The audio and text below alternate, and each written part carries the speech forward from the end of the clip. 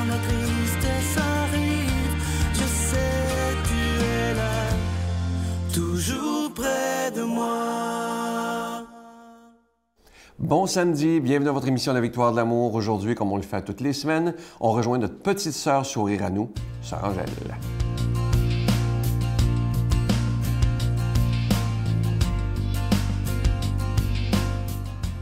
Bonjour et bonne journée et encore une fois, bonne année parce que nous commençons justement le mois de janvier et c'est quelque chose, hein? 2018, on est encore là. Je suis très contente et puis je vous souhaite beaucoup de bonheur et la santé, c'est très important et surtout la compréhension et la paix intérieure. Quand on a la paix, on peut continuer bien des choses. Parce qu'aujourd'hui, je vais vous parler ce matin des Sainte Thérèse de l'Enfant Jésus. S'il y en a d'autres qui vont dire Sainte Thérèse de Lisieux, c'est la même. C'est une petite fille qu'elle est entrée au Carmel en 1873 et elle est restée jusqu'à 1897. 97, oui. Née en France, elle entre au Carmel dès l'âge de 15 ans. Elle est rentrée jeune. Hein? Mais vous savez que dans le temps, les personnes étaient beaucoup plus matures qu'aujourd'hui. Veux pas. Aujourd'hui, un autre avantage, on vit plus vieux. Mais dans le temps, on mûrissait plus vite, je pense. En tout cas. Malgré qu'on n'avait pas la télévision, qu'on n'avait pas tout. Aujourd'hui, on a tellement de choses qu'on n'a pas le temps de vieillir. Le temps passe tellement vite qu'on va arriver à 100 ans puis on ne le sait pas.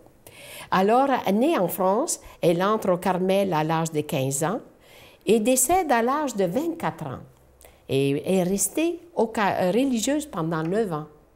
En 9 ans, toute cette petite bout de femme, avec sa vie intérieure, avec sa méditation, avec son engagement, avec l'appel du Seigneur, a réussi à faire une grande sainte.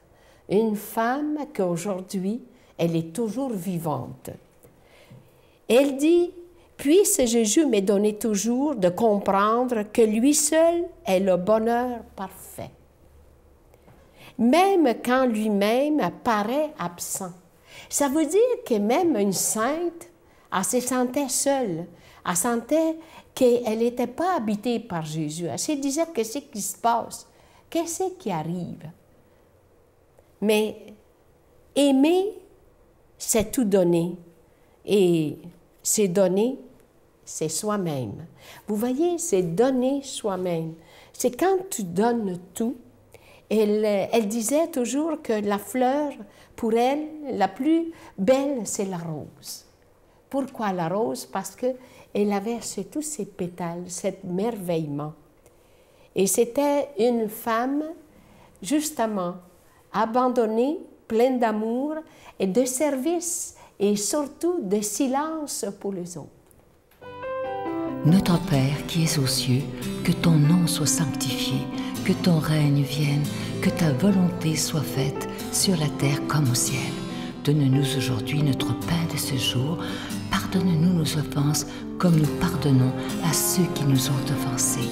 Ne nous laisse pas entrer en tentation, mais délivre-nous du mal, car c'est à toi qu'appartient le règne, la puissance et la gloire pour les siècles des siècles. Amen.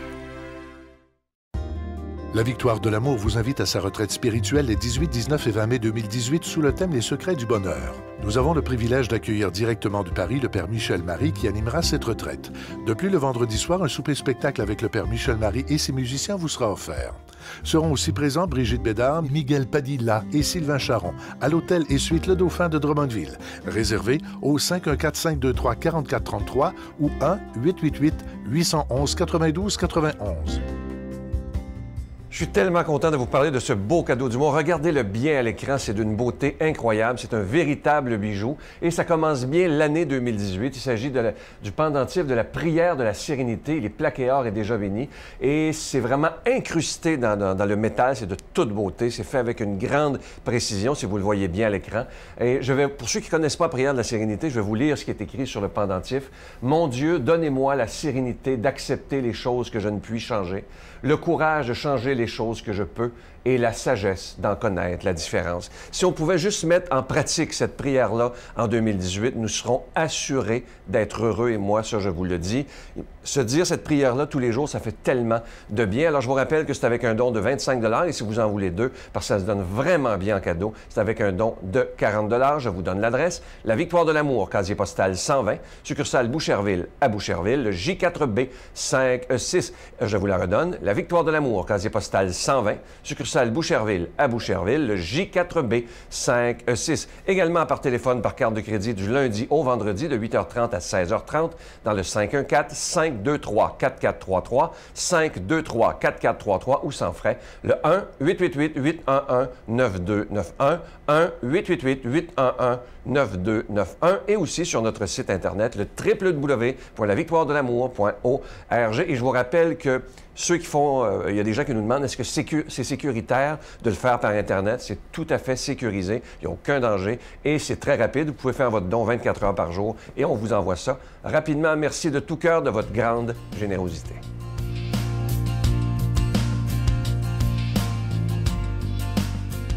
Mon Dieu, donnez-moi la sérénité d'accepter les choses que je ne peux changer, le courage de changer les choses que je peux et la sagesse d'en connaître la différence.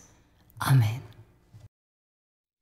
Aujourd'hui, la parole de Dieu est proclamée par notre ami Luc Falloff.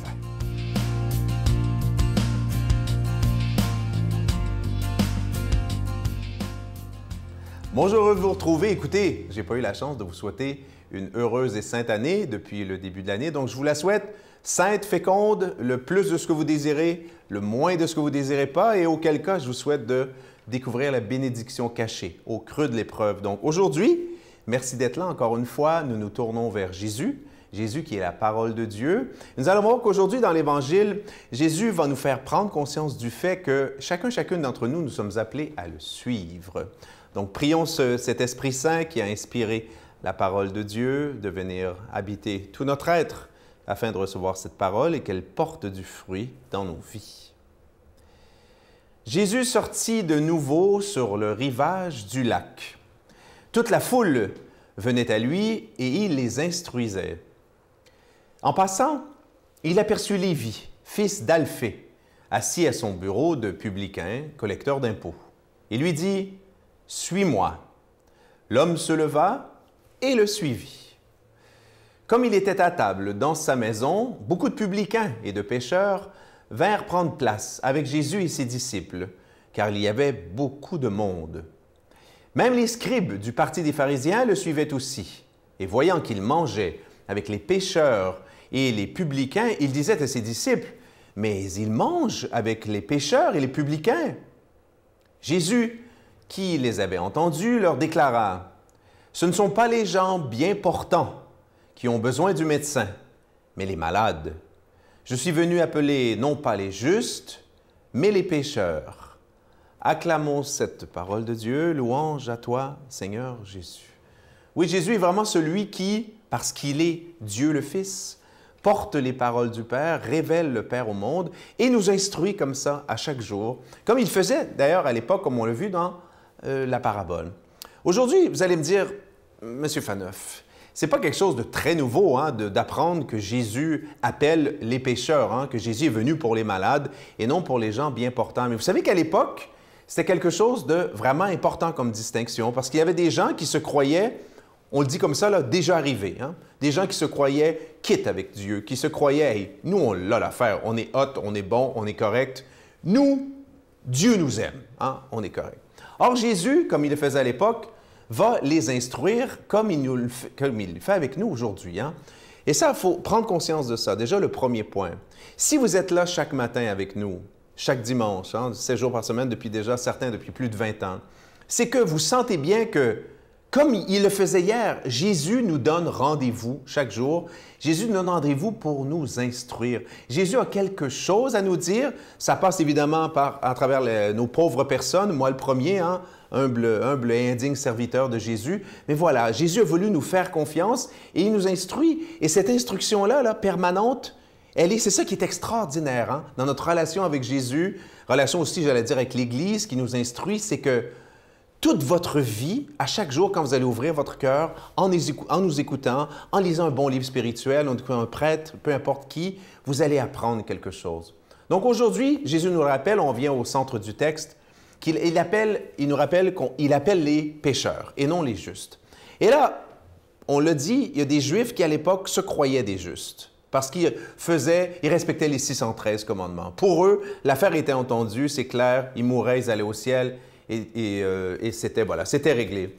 Mais Jésus, lui, va faire exprès. Il ne va pas se tenir avec ces gens-là qui se pensent bons, au sens fort du terme, mais Jésus va plutôt se tenir avec les gens qui sont considérés comme des pécheurs publics, n'est-ce pas? Et parmi ces pécheurs publics, c'est extraordinaire, il y a justement le fils d'Alphée, donc il y a Lévi, qui est un collecteur d'impôts, quelqu'un qui, à l'époque, c'était des gens, une classe de personnes, un emploi, ils avaient une très mauvaise réputation. On disait que voilà, ils percevaient les taxes, mais ils en gardaient une partie pour eux. Autrement dit, c'était des gens qui collaboraient avec l'ennemi impur, et qui en même temps aimaient un peu trop l'argent, volaient leur propre peuple en percevant un petit peu trop, se prenant une petite commission sur la perception des taxes, puis voilà. Donc, c'est des gens qui étaient détestés. Et pourtant, Jésus, va vers cette personne-là. Et Jésus lui dit cette parole extraordinaire, « Suis-moi ». Même pas « Bonjour, comment t'appelles-tu? Comment ça va? T'as pas honte de faire ce que tu fais? » Non, non, Jésus ne moralise pas. Jésus appelle, parle directement au cœur, « Suis-moi ». Et là, la réponse, le texte est fulgurant, il se lève et il le suit. Donc, il fallait que Jésus, ait cette puissance, ce charisme qui, en parlant à quelqu'un, sache vraiment toucher directement, parler au cœur de la personne pour que la personne le suive. Donc, quand on y pense, si on se dit aujourd'hui, mais est-ce que nous, on a pris conscience vraiment du fait qu'on est pécheurs? Est-ce qu'on est tellement différent de cet homme? Chacun, nous, on ne vit pas selon le régime de la loi des Juifs. Nous, on n'essaie pas de se faire croire qu'en respectant 10 commandements ou 613 commandements, on est juste. Vous et moi, chacune, on a pris conscience du fait qu'on est tous pécheurs. Et notre maladie, Lévi avait la sienne, vous avez la vôtre, moi j'ai la mienne, on a nos petites craques intérieures. Jésus vient, et ce que Jésus nous offre en disant « Viens, suis-moi », suis-moi Robert, suis-moi Isabelle, suis-moi Luc, c'est « Viens, suis-moi », puis dans la communauté d'amour qu'on va établir, toi et moi ensemble, je vais te donner ce que j'ai de plus précieux, ma vie divine, je vais te guérir. Et c'est ça la vie chrétienne, c'est ça la vie chrétienne. C'est Jésus qui, chacune, chaque jour nous appelle « Viens, suis-moi, que je te partage, donne mon amour ». Demandons Dieu de nous bénir, qui est Père, Fils, Saint-Esprit, Dieu vous aime. Je vous salue Marie, pleine de grâce, le Seigneur est avec vous.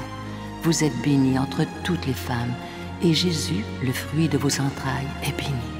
Sainte Marie, Mère de Dieu, priez pour nous pauvres pécheurs, maintenant et à l'heure de notre mort. Amen.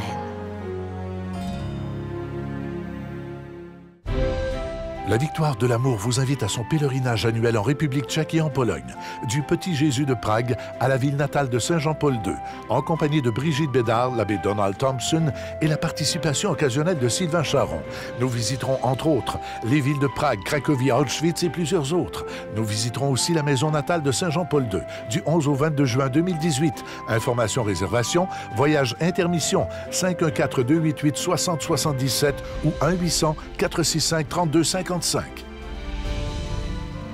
Je vous invite à ne pas manquer demain l'émission avec quelqu'un que j'apprécie énormément, l'unique Nicole Bordelot. On la reçoit une fois par année et c'est un cadeau qu'on se fait parce que j'aime tellement cette personne pour sa profondeur, pour son intérieur qui est tellement riche. C'est vraiment, pour moi, une joie de la côtoyer lorsqu'elle vient. Alors ne manquez pas ça demain. Faites-vous ce cadeau, Nicole Bordelot. L'essentiel, c'est l'amour. C'est ça, c'est aussi simple que ça. C'est adoucir son regard envers soi-même. Parce qu'on est dur envers nous-mêmes. Oui. Et ça, c'est arrogant. Nous sommes faits à l'image de Dieu. Il faut faire attention, là. Quand on se critique, qu'on se compare, qu'on se juge, si nous sommes faits à l'image du divin, c'est comme si je me blasphémais lorsque je me maltraite.